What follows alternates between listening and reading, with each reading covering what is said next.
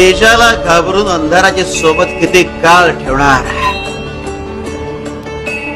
आयुष्यातले कितीतरी कोश माणूस स्वतःहून तोडत नाही, म्हणून त्याचं फुलपाखरू होत नाही. हर एक का अपना अपना वक्त होता है, बस तभी अनुभव होता है. तब तक श्रद्धा और सबूरी बहुत जरूरी है.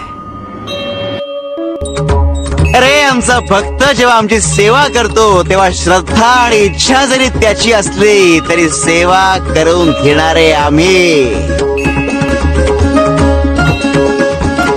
आणि आम्ही त्याला कमीपणा कसा येऊ देऊ.